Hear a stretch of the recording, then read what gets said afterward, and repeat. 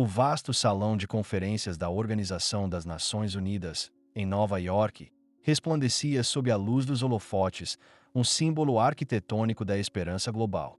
Bandeiras de 193 nações pendiam do teto abobadado, cada uma representando uma voz na sinfonia da diplomacia.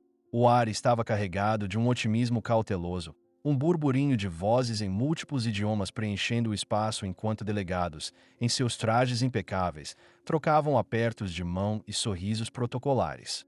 O evento, uma cúpula internacional de paz focada na desnuclearização e na coexistência pacífica, prometia ser um marco histórico.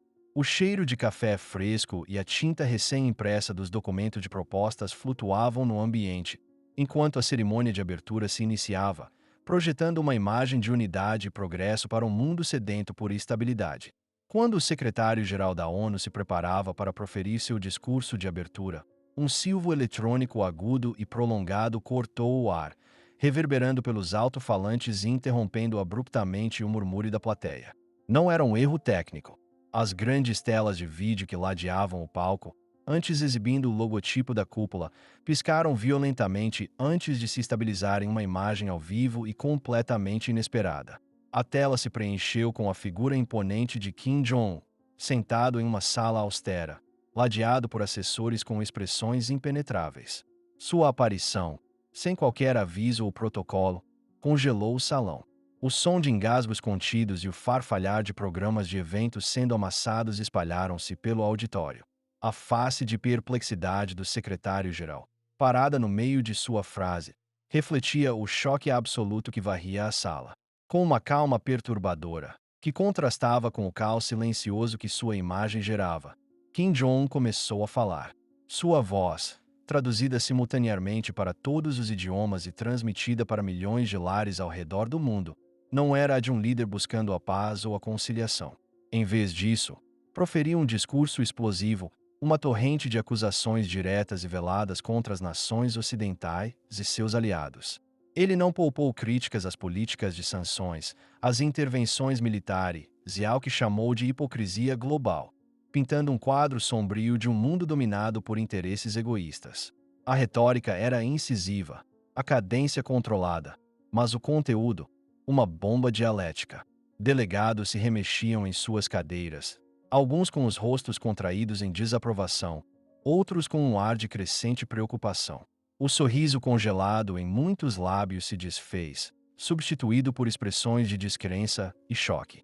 No ápice de sua diatribe, Kim Jong-un elevou sua voz, e as palavras que se seguiram abalaram as fundações do discurso diplomático.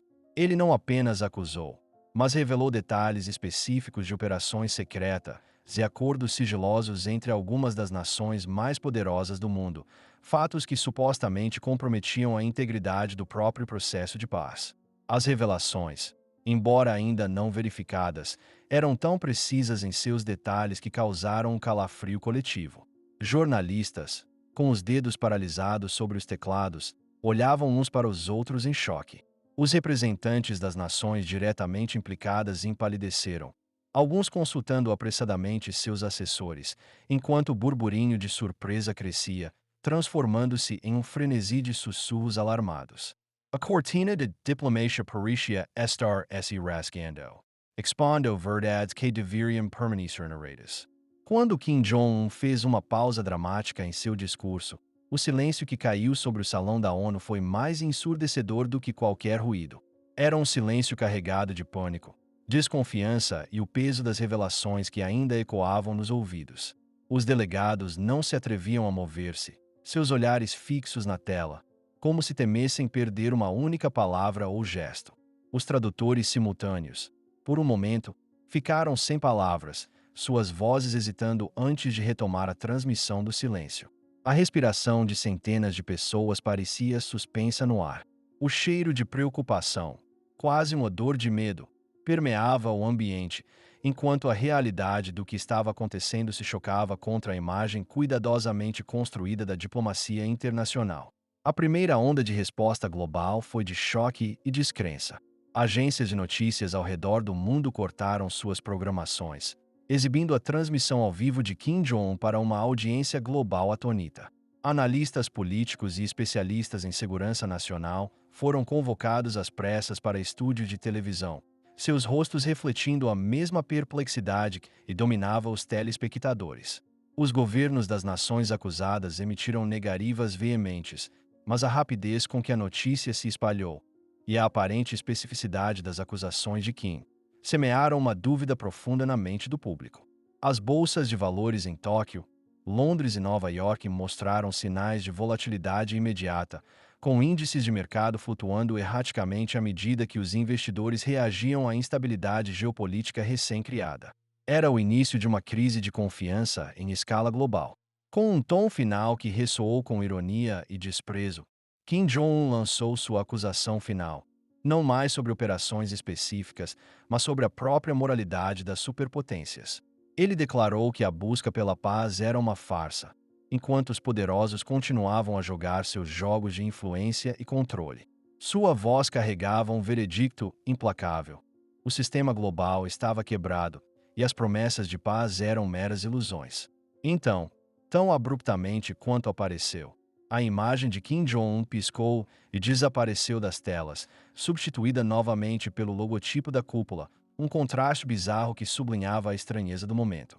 A ausência de uma despedida formal ou de qualquer palavra final apenas intensificou o impacto, deixando um vácuo ensurdecedor e uma miríade de perguntas sem resposta.